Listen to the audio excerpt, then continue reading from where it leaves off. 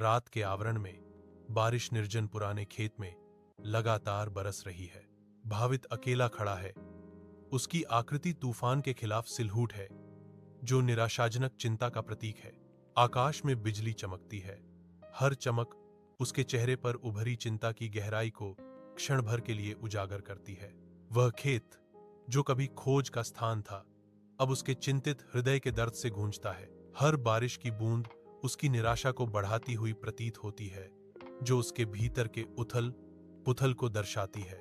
वह उस स्थान पर जड़ रहता है जहां उसे दस्ताने मिले थे, तूफान के खिलाफ एक मौन गुहार। रात के आवरण में भवित की चीख हवा में गूंजती है। उसकी आवाज निराशा से कांप रही है। एक तूफान अपना कहर बरपाता है। बिजली आसमान में दौड़ती है, जो एक उजाड़ क्षेत्र को क्षण भर के लिए रोशन करती है। तुम कौन हो? तुम ये सब क्यों कर रहे हो? भवित चिल्लाता है। उसके शब्द गरज में समा गए। बिजली चमकती है, एक असंभव दृश्य प्रकट करती है। धरती की गहराई से एक पुरानी लकड़ी का बक्सा धीरे धीरे ऊपर उठता है, मानो तूफान ने ही बुलाया हो। रात के आवरण में भावित के कांपते हाथ एक पुरानी पेटी खोलते हैं। चांदनी भीतर की सामग्री पर एक अजीब चमक डालती है। उसकी आंखें एक तस्वीर पर टिकी हैं, जो उसके फीके रंगों में कैद एक मूक कहानी है। राजवीर सिंह वापस देखता है। उसकी छवि समय में जमी हुई है। एक चौंकाने वाला विवरण सामने आता है। राजवीर दस्ताने पहने हुए है। भावित की सांस अटक जाती है। अंधेरे में एक एहसास उभरता है। पुराने मैदान पर राजवीर की आत्मा अस्तित्व में आ जाती है। उसका भूतिया रूप पीड़ा से झिलमिलाता है। उसका चेहरा पीड़ा और क्रोध का मुखौटा मौन क्रोध में विकृत हो जाता है। उसके आसपास की हवा अजीब ऊर्जा से चमकती है। उसकी अलौकिक पैरों के नीचे की जमीन उसकी अनकही शापों के भार से कांपती है। राजवीर की भूतिया आंखें पछतावे से जलती हैं। उसके अतीत का भार उसे निगल रहा है।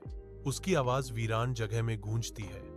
हवा में एक भूतिया कबूलनामा सुनाई देता है। दस्तानों ने मुझे जीत दिलाई, लेकिन मेरी ईर्ष्या ने मुझे शाप दिया।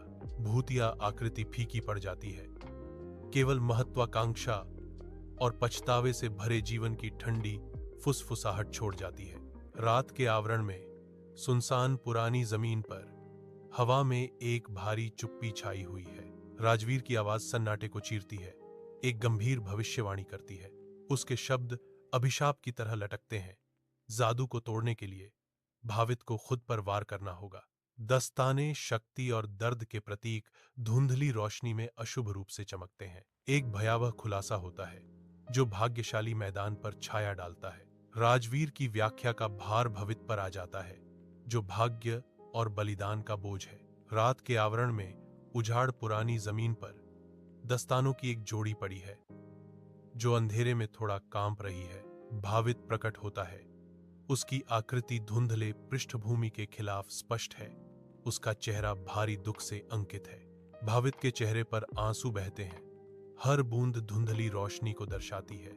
जैसे ही वह दस्ताने के लिए हाथ बढ़ाता है, वह दस्तानों को कसकर पकड़ता है।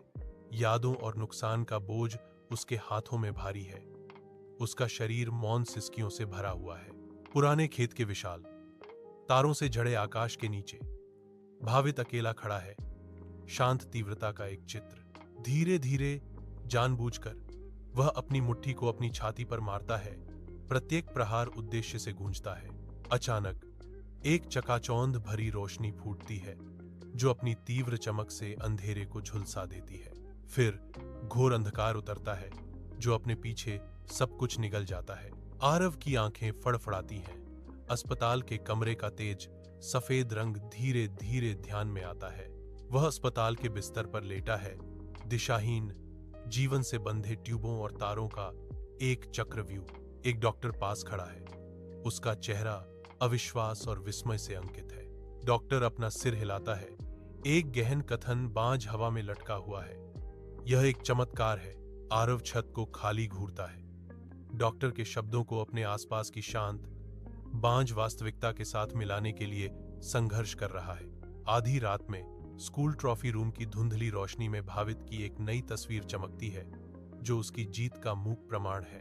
कमरे की शांति एक हल्की अशुभ ठक ठक ध्वनि से टूट जाती है। कोई लगातार खिड़की पर घूंसा मार रहा है। उनके कार्य छाया और रहस्य में छिपे हुए हैं। कांच पर हर प्रहार शांत हॉल में गूंजता है, जो पवित्र स्थान में एक परेशान करने वाला घुसपैठ है।